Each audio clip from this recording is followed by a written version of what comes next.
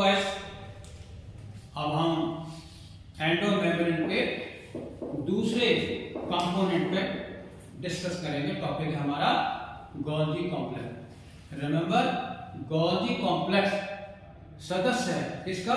Endomembrane system का। पहला year आपने पढ़ लिया और अब आज हम आपको बता रहे हैं गोल्गी कॉम्प्लेक्स। कॉम्प्लेक्स वर्ड क्यों लगा रहे हैं और गोल्गी क्यों लगा रहे हैं? गोल्गी तो हो जाएगा साइंटिस्ट का नाम, और कॉम्प्लेक्स का मतलब होता है इसका स्ट्रक्चर जो है काफी जटिल होता है, इसलिए इसका नाम कॉम्प्लेक्स रखा हुआ है। सो पहला क्वेश्चन आपका ये होता है कि गोल्गी कॉम्प्लेक्स किसका सिस्टम है? It is a part of endomembrane system. एक सवाल, ठीक। What are the other name of Golgi complex? क्या क्या नाम हो सकते हैं वो जरा गौर फरमाएं। It is called traffic police officer. जिस तरह से आपके यातायात को कंट्रोल करता है सिपाही चौराहे पर, इधर जाओ उधर जाओ उधर जाओ, इसी तरह से ये गोल्गी कॉम्प्लेक्स जो है तरह तरह के इंट्रासेलुलर पदार्थों को अलग अलग जगह पहुंचाने में, सिग्नल बनाने में देता है। तो चाहता है कि तुम वहां पहुंचो, इसलिए इसको ट्रैफिक पुलिस ऑफिसर भी कहते हैं, कंट्रोल करता है उसको। और दूसरा क्या कहते हैं? Polar seller.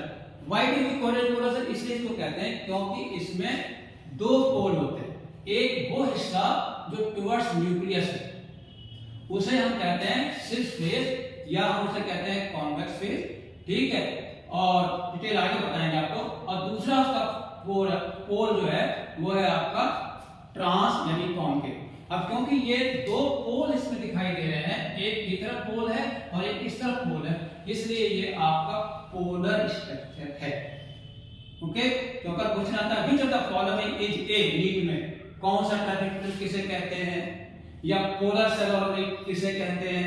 Answer Golgi complex. केवल सुनिएगा, उसके बाद उसका नाम क्या है? डाल्टन कॉम्प्लेक्स किसे कहते हैं? एक और नाम है जो कि गोल्गी में ही रखा था, तो गोल्गी ने इसका नाम रखा था, वो है डाल्टन कॉम्प्लेक्स। और एक और नाम रखा था एपार्टो रेटिकुलर इंटरनल, यानी सेल के अंदर एक अलग से हिस्सा है जो कि बना हुआ है अलग पार्ट और जालीदार टाइप का रेटिकुलर, से नाम इंटरनल रख दिया, ठीक है। अब अनदर क्वेश्चन बहुत ही खतरनाक आ रहा है आपके सामने, ये एक्सट्रीमली प्लियोमॉर्फ, यानी गोल्गी बॉडी का एक निश्चित स्ट्रक्चर नहीं है। जब कोई सेल ऑर्गेनेली 1 2 3 कई तरह की संरचनाओं में पाया जाता है, अलग अलग रूपों में पाया जाता है, जो कि बदल सकता है, उसे हम कहते हैं प्लियोमॉर्फ, ठीक। कभी चपटा हो गया, कभी फ्लैट हो गया, कभी पोला हो गया, तो तरह तरह के फॉर्म जो होते हैं उसे कहते हैं। तो इसलिए गोल्गी कॉम्प्लेक्स जो है एक्सट्रीमली प्लियोमॉर्फ, यानी formation of different form of the same cell organelle known as pleomorph. कोई दिक्कत? अब हम इसके डिटेल में चलते हैं। पहला है डिस्कवरी। क्वेश्चन है who discovered Golgi complex? Answer क्या है? Camillo Golgi. व्हाट? 1898 में। कहां पर खोजा उसने? He discovered it, found it near the nucleus. कहां पर है? Very close to nucleus. Animal cell के अंदर ज्यादा होता है, लेकिन प्लांट्स में थोड़ा सा फैला हुआ होता है, इसे याद रखिएगा।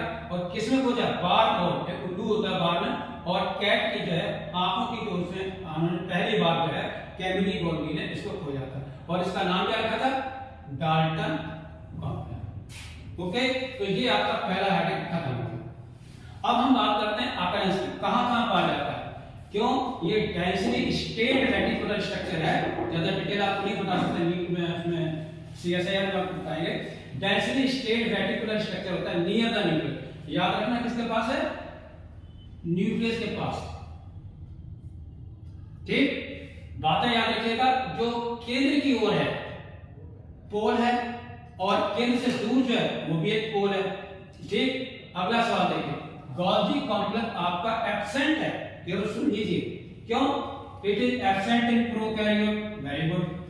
सेम ट्यूब होती है, याद रखिए प्लांट किंगडम में केवल यही एक ऐसा सेल है जिसमें न्यूक्लियस नहीं है। आपने देखा होगा कि इसके साथ कंपेनियन सेल लगा होता है, उसके न्यूक्लियस का काम चलता है। एक्चुअली इसके पास खुद का कोई न्यूक्लियस नहीं है, इसलिए जब न्यूक्लियस ही नहीं है तो फिर भाई ये भी नहीं है। ओके, स्पर्म देखिए, ब्रायोफाइटा के टेरोडोफाइटा के जो मेल स्पर्म होता है, मोटाइल होता है, उसमें भी ये नहीं है, और आरबीसी में भी नहीं होता है। तो आपके क्वेश्चन हो गए, केवल सुनिए कि एब्सेंट एब्सेंट एब्सेंट, ठीक है, खत्म हो गया। तो आपका अकरेंस भी खत्म हो गया। Now next question, where does Golgi complex located, कहां पर होता है? आप जरा देखिए, इधर either located near the nucleus के पास होता है, या ये डिफ्यूज हो जाता है, फैला हुआ छितरा अराउंड द न्यूक्लियस पड़ा हुआ इधर उधर, वो प्लांट के केस में होता है।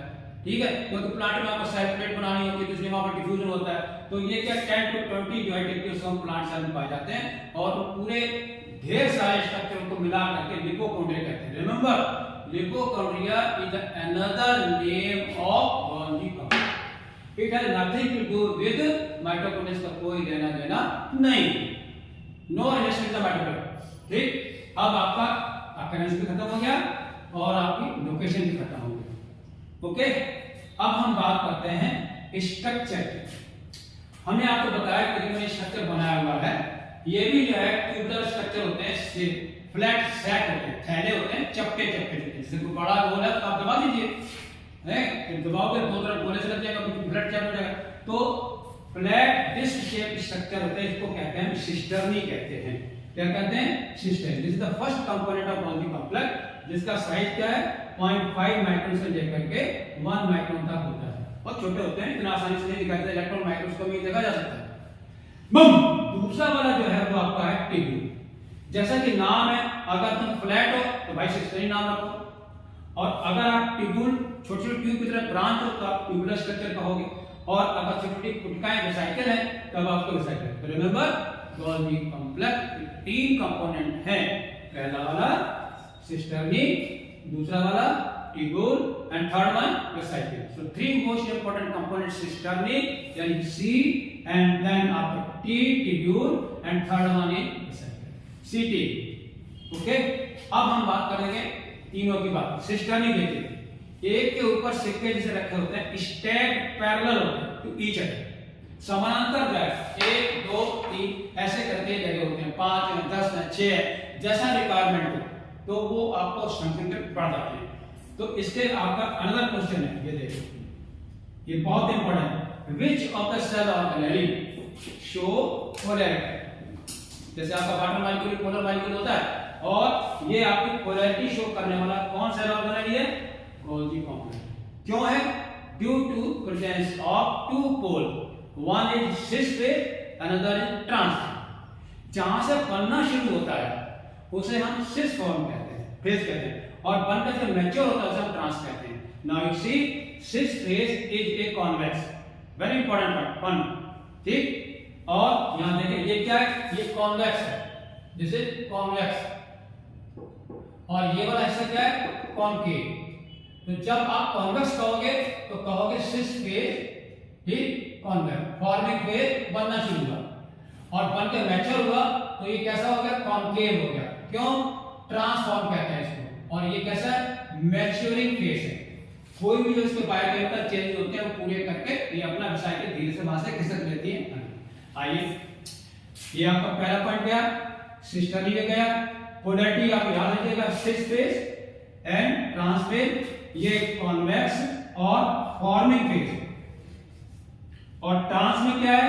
कॉनकेव है, अवे फ्रॉम द न्यूक्लियस से दूर है, और टुवर्ड न्यूक्लियस की तरफ है, और ये मैच्योरिंग फेज है। कोई दिक्कत? अब जरा देखिए, सिस एंड ट्रांस फॉर्म जो होते हैं इंटायरली डिफरेंट। अरे गौर फरमाइए भाई, अगर हम यहाँ पर जो है आम ले, सपोज तो ये मैंगो है, तो मैंगो तो प्लस आवत एक ही है ना, ट्रांसमेंट। आप अंदर गए, हमरा भैया अंदर गए, चाकू से काट के उसने आपने इसके 5 टुकड़े कर दिए, तो जब आप बना रहे थे तब आपके पास एक था, और जब बाहर आपने निकाला तो प्लेट में आपने 6 टुकड़े कर दिए। तो इसका मतलब क्या है कि सिस और ट्रांस फॉर्म जो है ये फंक्शन में भी एक दूसरे से डिफरेंट होते हैं।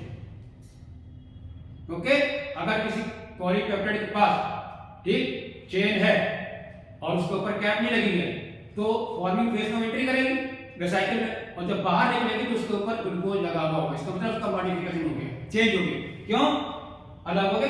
अब जरा देखिए, इंटरकैलरी रूल यानी सेक को आपस में भी बीच में जोड़ने के लिए इंटरकैलरी होते हैं, प्रेजेंट होती है कहां पर? ऑन द पैरेंट, बाहर की ओर भी जो है आपस में जैसे ऐसे करके जुड़े हुए होते हैं, इसलिए इसको कहते हैं इंटरकैलरी रूल। जैसे कि आपने एनाटॉमी में इंटरकैलरी ग्रोथ होती है, ठीक। अब ये आता है गर्भ, वेरी इंपॉर्टेंट। ये गर्भ क्या बना है?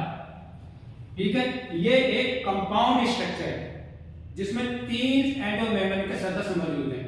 G4 Golgi complex, E4 एंडोटिकुलम, L4 lysosome. ये तीनों जो है मिलकर के इंट्रासेलुलर ट्रैफिक को कंट्रोल करते हैं। हमारे पास ER से इसमें आराम से, इसलिए इसको गर्ल कहा जाता है। Okay, related 3 endomembrane component. बम आइए, बहुत ही अच्छा पॉइंट है। हमने आपको बताया था कि इसमें ट्यूब्यूल में वेसाइकल है, तो जरा गौर फरमाना। अब तीसरा कंपोनेंट जो गोल्गी कॉम्प्लेक्स का है वो आपका वेसाइकल का। तो ये वेसाइकल इसमें 3 तरह की होती है। जरा देखिए, पहला है ट्रांजिशनल वेसाइकल, देखिए एक, ठीक। दूसरा वाला है सेक्रेटरी वेसाइकल, तीसरा वाला है कैलेथरिन कोटेड वेसाइकल। फिर से देखिए, फर्स्ट वन ट्रांजिशनल वेसाइकल, दूसरा वाला सेक्रेटरी वेसाइकल और तीसरा वाला कैलेथरिन कोटेड। आप जरा तीनों का अंतर देखिए। अगर गोल्गी बॉडी से ये बन रही है तो देखिए क्या ट्रांजिशन, जब ये चली और चेंज हो तो ये बदल रही है, इसको आप क्या कहेंगे? ट्रांजिशनल वेसाइकल, बदल रही है। दूसरा वाला क्या सेक्रेटरी, बन के तैयार होगी तो आपको कोई रॉ मटेरियल सेल मेम्ब्रेन के लिए, सेल वॉल के लिए आपको पहुंचाना है, कैल्शियम पेप्टाइड मैग्नीशियम पर कोई भी ले जाना हो तो उसे आप क्या कहोगे? सेक्रेटरी प्रोटेक्ट वेसाइकल कहोगे, ठीक है। तीसरा वाला क्या कैल्शियम, कुछ खास पदार्थ होते हैं जिनको स्पेशली हमें लाना होता है और पहुंचाना होता है, तो जिसके हेल्प में अगर कैल्शियम की सहायता से वेसाइकल को बनाया जा रहा है तो उसे आप कहते हैं कैल्शियम कोटेड वेसाइकल कहते हैं, ठीक है। ये 3 तरह की आपकी वेसाइकल भी आपके यहाँ पर समाप्त हो जाती है। और अब हम लास्ट में आ रहे हैं कि इसके फंक्शन क्या-क्या हैं। रिमेंबर, गोल्गी कॉम्प्लेक्स का सबसे बड़ा, सबसे पहले the foremost and the most important function है सेक्रीशन, ठीक। किसी भी प्रोटीन का, किसी भी लिक्विड का उसको चेंज करना है, ऐड करके कुछ चीजें से जोड़ करके सिग्नल को लगा दें, कार्बोहाइड्रेट, ग्लूकोज, लैक्टोज को लगा दें, मैनोज को लगा दें, तो उसे हम कहते हैं मॉडिफिकेशन, रूपांतर, बदल, ठीक। और तीसरा वाला क्या? पैकेजिंग। अलग अलग सैंपल कर सकते हैं, किसी में डाली रोटी, किसी में डाली अचार, किसी में डाला, तो पदार्थों को हम पैकेजिंग भी करते हैं। तो remember, the most important 3 function of the Golgi complex are secretion, modification and packaging। कोई दिक्कत? अगर आप नहीं भी नोट्स बनाया, केवल अगर आप सुन भी लिया है तो अभी आप गाड़ी हाथ धोगे। देखिए क्या है, उसके बाद कहता है कि टू डिलीवर, अलग अलग घरों में खाना जैसे पहुंचाया जाता है, इस तरह से आप अलग अलग पैकेज मटेरियल को भी एक जगह से दूसरी जगह पहुंचा देते हैं, ठीक है। इसके लिए क्या है, एंडोप्लाज्मिक रेटिकुलम में बनेगा और सिस फॉर्म को आप उसको दोगे, वो फिर मॉडिफाई करेगा, उससे फिर आप ट्रांसफेज में जाओगे, वो उसको वेसाइकल बना देगा और उस वेसाइकल में जो है चेंज करके क्या कहते हैं, या तो हम ग्लाइकोप्रोटीन होगी या ग्लाइकोलिपिड होगी। याद रखना, जैसे आपने देखा था प्रोकैरियोट में ग्लाइकोकैलिक्स बने होते हैं, किसके? ग्लाइकोप्रोटीन। तो प्रोटीन के साथ कार्बोहाइड्रेट, ग्लाइकोलिपिड, वो प्रोटीन, और अगर लिपिड के साथ तो ग्लाइकोलिपिड। ये दोनों मॉलिक्यूल जो है बहुत ही इंपॉर्टेंट होते हैं, बाहर किसी को भेजना नहीं जाना। ये भी काम किसका है? गोल्गी कॉम्प्लेक्स का। अब 5वां पॉइंट देखिए, एक्रोसोम। आपको पता है ह्यूमन का स्पर्म, जब देखिएगा, देखिए ह्यूमन का स्पर्म, ये इसका क्या है? टेल है, ठीक है। और ये इसकी क्या है? नेक है। और ये आपका क्या? टेल है। और ये आपका क्या? न्यूक्लियस। इसके ऊपर एक कैप लगी होती है जिसे हम कहते हैं एक्रोसोम। ये देखिए, याद रखिए, cap present on the nucleus of the human sperm, that is called acrosome, ठीक है। स्पर्म, ये इसको बनाने वाला कौन है? गोल्गी बॉडी, ठीक है।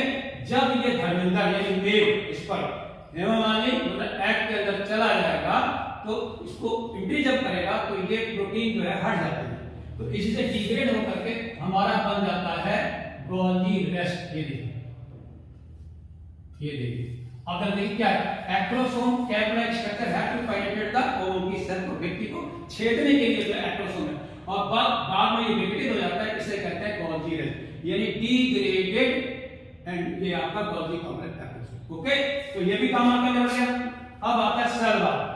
As I already told you कि कोई भी प्लांट सेल जब बढ़ता है तो उसमें पहले कैरियोकाइनेसिस होती है, फिर साइटोकाइनेसिस होती है।